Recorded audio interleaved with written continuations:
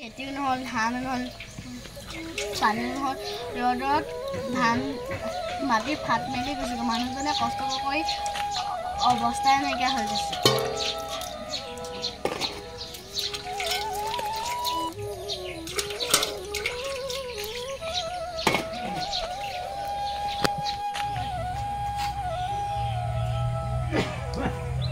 আজি ইমান গৰম হৈছে। শুনছা আহি পালেহি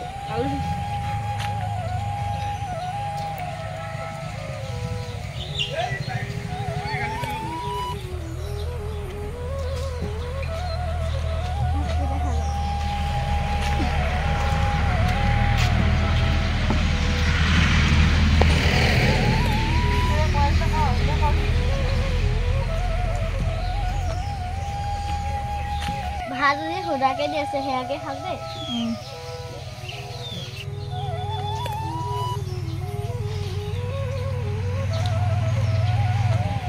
তাপকে আহোঁ কঠীয়া দৰা চাই আহোঁ। যাওক।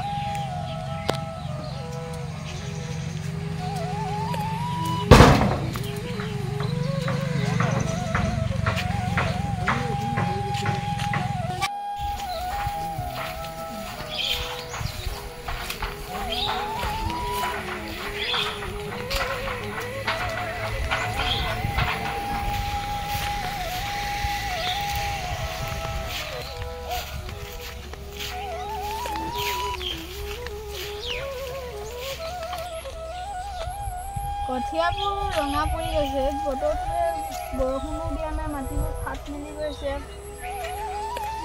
মানুহবোৰেনো কিনো হ'ব আৰু। এইবাৰ মানুহবোৰে খেতি বাতি কৰিবই নোৱাৰিব। আহিলোঁ যেতিয়া কোৰখনে আলিটো চপাই থৈ যাম আৰু।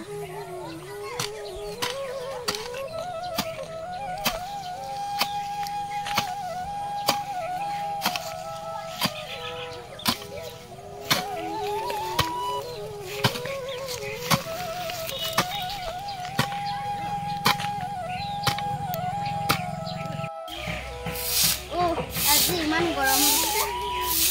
মা কোৱাচোন। আজি মোৰ মেথছ ক্লাছ আছে, মই যাওঁ দেই। তুমি যোৱা। মোৰ বহি পেলাম না গধূলি সময়ত কিনি তুমি এতিয়া বাৰ পৰা লিখাব।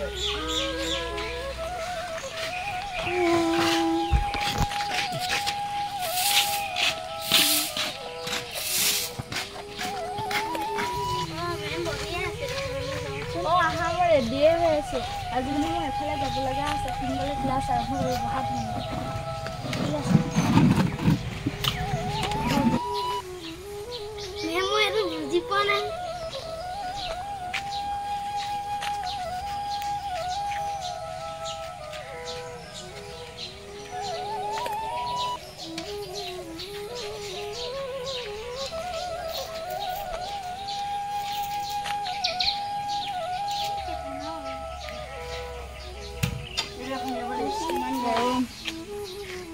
পানী অলপ লৈ নাচোন।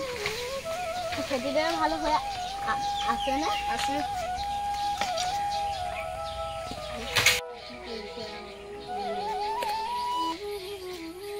তোমালোকে তেতিয়া আহিলা? তোমালোকে হাত ভৰি ধুই পানী খালে আৰম্ভ কৰা। হ'ব পাৰে। তোমাৰ কাম এটা আছে, এই দেখোন এতিয়া পুলিবিলাক ৰুবলৈ আছে। মোৰ গছ পুলি ভালে পাওঁ দেউতা। হয় নেকি?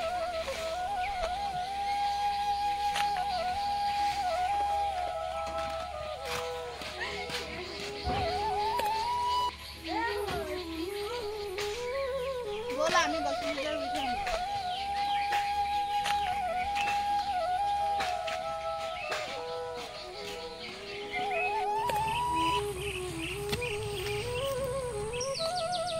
আৰু গছ গছনি ৰুব লাগে।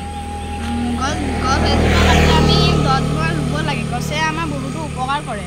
গছৰ পৰা আমি ফল মূল পাওঁ, কাঠ পাওঁ, খৰি পাওঁ আৰু আমি গছ ৰুব লাগে। গছে আমাক অক্সিজেন দিয়ে। আমি যিমান পাৰোঁ গছ ৰুব লাগে। বুজিলানে তুলু? বুজিলোঁ দেউতা। মই আজিৰ পৰা আমাৰ স্কুলৰ লগৰীয়াবোৰক মই বুজাই দিম। বুজাবা।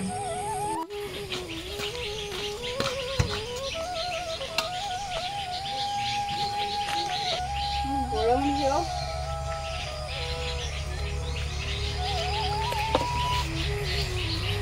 শুনক ৰাইজ, শুনক,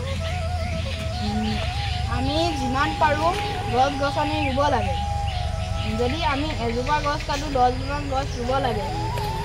গছে আমাক বহুত উপকাৰ কৰে। গছে আমাক খৰি দিয়ে, ফল মূল দিয়ে, কাঠ দিয়ে আৰু আমাক অক্সিজেন দিয়ে।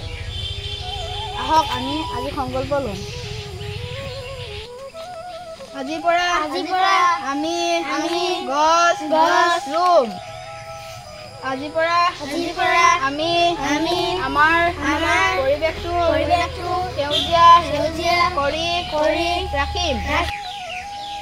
আজিৰ পৰা আমি আমাৰ গাঁওখন গছ গছনিৰে ভৰাই তুলিম।